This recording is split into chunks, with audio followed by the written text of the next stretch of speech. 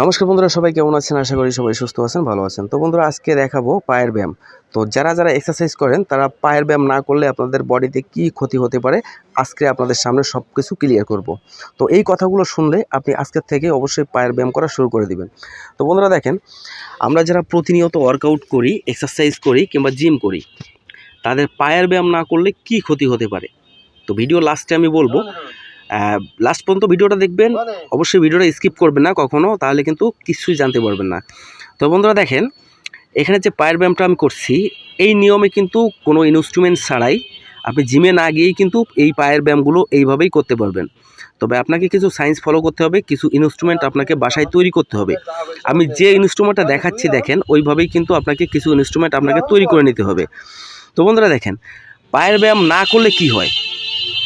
পায়ের ব্যায়াম না করলে আপনার এত বড় বড় ক্ষতি হতে পারে যে ক্ষতিগুলো আপনি কল্পনা করতে পারবেন না। আপনি যদি ওয়ার্কআউট করে থাকেন কিংবা ওয়ার্কআউট না করে থাকেন, সবার জন্য এই ভিডিওটা আমি শেয়ার করছি। তো বন্ধুরা দেখেন, আমাদের শরীরে কিন্তু টেস্টোস্টেরন হরমোন বলে একটা জিনিস আছে। এই টেস্টোস্টেরন হরমোনটা আমাদের শরীরে যদি কম থাকে কিংবা আমাদের শরীরে যদি না থাকে, তাহলে কিন্তু আমাদের বিভিন্ন সমস্যা হতে পারে। যেমন ধরেন, টেস্টোস্টেরন হরমোন লেভেল যদি আমাদের শরীরের ভিতরে না থাকে, তাহলে আমাদের সমস্যা অল্প বয়সে চুল পড়ে যাবে, দাঁত পড়ে যাবে এবং গায়ে চুলকানি হবে, বিভিন্ন ধরনের সমস্যা, আমাদের গ্রোথ হবে না, আমরা লম্বা হব না। এই ধরনের সমস্যা কিন্তু আমাদের শরীরে লেগেই থাকবে। তো আরও অনেক সমস্যা আছে। যারা বডিটা যারা বডি বিল্ডিং কম্পিটিশন করেন, দেখবেন তাদের লেগের দিকে, লেগের সাইজটা তাদের দেখতেও কত সুন্দর এবং তাদের বডি গ্রোথ এত বেশি কেন?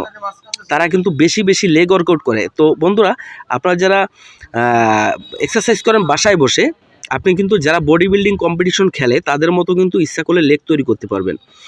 তো এবার লেগ তৈরি করতে গেলে আপনাকে কিন্তু যথেষ্ট পরিশ্রম করতে হবে। আপনি যদি পরিশ্রম ছাড়া লেগ চান, তাহলে কিন্তু সম্ভব না। এই জন্য দেখেন, টেস্টোস্টেরন হরমোন আমাদের বুস্ট হয় কোথা থেকে? আমাদের টেস্টোস্টেরন হরমোন যদি আমাদের বুস্ট করতে হয়, রিলিজ করতে হয়, তাহলে কিন্তু আমাদের 100% 100-র ভিতরে, আমি যদি বলি 100-র ভিতরে 100, তাহলে ভুল হবে না। আপনার 100 বার আপনাকে কিন্তু লেগ ওয়ার্কআউট অবশ্যই করতে হবে। এই লেগ ওয়ার্কআউটের ফলে কিন্তু আপনি অবশ্যই একটা সুন্দর লেগ পাবেন এবং আপনাকে দেখতে মাস্কুলার লাগবে। একটা বিষয় দেখেন, যাদের আপনারা বাসায় জিম করেন, তারা কিন্তু লেগ ওয়ার্কআউট করেন না। আপনারা আগে চান কি? আগে চান বাইসেপ, ট্রাইসেপ, শোল্ডার, এগুলো আপনারা সুন্দরভাবে সুগঠিত করতে চান। কিন্তু আপনাদের একটাই সমস্যা, যে আপনারা লেগ ওয়ার্কআউট করতে চান না, যার কারণে কিন্তু আপনাদের একসময় বডিটা দেখছেন যে স্থায়ীভাবে জায়গায় রয়ে গেছে, আপনাদের বডিটা গ্রোথ হচ্ছে না। তো এই বডিটা গ্রোথ হচ্ছে না এই কারণে। আপনি যদি আপনার টেস্টোস্টেরন হরমোনটা বাড়াতে চান, তাহলে কিন্তু আপনাকে পরিশ্রম করতে হবে। পরিশ্রম না করলে কিন্তু আপনার এই টেস্টোস্টেরন হরমোন কখনো বৃদ্ধি পাওয়া সম্ভব না। বন্ধুরা, মেশিনে ব্যায়াম করা দেখেন, এখানে যে মেশিনে ব্যায়াম করা হচ্ছে, এই মেশিনে ব্যায়াম করেও কিন্তু লেগটাকে হেভি পাম্পিং করা যায় এবং টেস্টোস্টেরন হরমোনটা বৃদ্ধি করা যায়। এবার দেখেন, আমাদের ব্রেন থেকে একটা সিগন্যাল আসে, আমাদের ব্রেন থেকে একটা সিগন্যাল দেয়। সেই সিগন্যালটা কিন্তু আমাদের শরীরের ভিতরে দেয়। আর ব্রেন সিগন্যাল না দিলে কিন্তু আমাদের কোনো কাজ আমরা করতে পারি না। যেমন লেগটাকে যদি বড় করতে হয়, তাহলে কিন্তু আপনাকে day by day, step to step আপনাদের ওয়েট বাড়াতে হবে। মনে করেন এই সপ্তাহে আপনি 15 কেজি দিয়ে ওয়েট মারছেন লেগের, তো সামনের সপ্তাহে কিন্তু আপনাকে 20 কেজি দিতে হবে।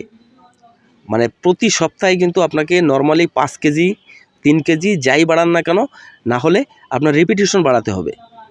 যে করে হোক আপনাকে রিপিটেশন বাড়াতে হবে, না হলে ওয়েট বাড়াতে হবে। না হলে কিন্তু আপনার লেগটা বেশি পাম্প করবে না। দেখেন একটা বিষয়, আপনি একইভাবে যদি প্রতিদিন এক্সারসাইজ করেন, তাহলে কিন্তু আপনার বডিটা জায়গায় থাকবে স্থির হয়ে, বডিটা বাড়বে না। আর আপনি যখন প্রতিদিন আপনি আজকে লেগের ওয়ার্কআউট করেছেন, আপনার লেগের ওয়ার্কআউট করার ফলে আপনার ছোটো মাইক্রো লেভেলের ড্যামেজ হয়েছে, যার কারণে কিন্তু পায়ে পেইন করবে, ব্যথা হবে। এই ব্যথাটাকে 36 ঘন্টা রেস্ট দিতে হবে, খাদ্য খেতে হবে, আবার কিন্তু ওই জায়গাটা রিপেয়ার হবে। তো পরের সপ্তাহে যদি আপনি ওয়েট না বাড়ান, তাহলে কিন্তু ওইখানে আর পেইন হবে না। তো ওইখানে আবার পেইন হতে গেলে কিন্তু আপনাকে ওয়েটটা অবশ্যই বাড়াতে হবে। আপনার ব্রেনটাকে সিগন্যাল দেওয়া লাগবে যে আমার মাসুলটা পরিশ্রম বেশি করছে আগের তুলনায়। আমার ব্রেনটাকে সিগন্যাল দেবে যে আমার আরও ওয়েটটাকে বাড়াতে হবে, আরও পরিশ্রম করতে হবে মাসুলটাকে। এই জন্য ব্রেন থেকে সিগন্যাল আসবে যে আমি ওয়েট বাড়িয়েছি, এখন আমাকে একটু বেশি পরিশ্রম করতে হবে। তখন আবার মাসুলটা কিন্তু বিল্ড হওয়া শুরু করবে। এই জন্য কিন্তু আমাদের পা কেন, যে কোনো জিনিস আমাদের বৃদ্ধি হয় না এই কারণে। তো বন্ধুরা, এই টিপসটা, এই পরামর্শটা যদি আপনাদের ভালো লাগে তো চ্যানেলটা সাবস্ক্রাইব করতে ভুলবেন না, বন্ধুদের মাঝে শেয়ার করে দিবেন। আর আশা করি আজ থেকে বেশি বেশি পায়ের ব্যায়াম করবেন, করে বডিটাকে সুন্দর করবেন, টেস্টোস্টেরন হরমোনটাকে বাড়িয়ে তুলবেন। ধন্যবাদ, সবাই ভালো থাকবেন, সুস্থ থাকবেন।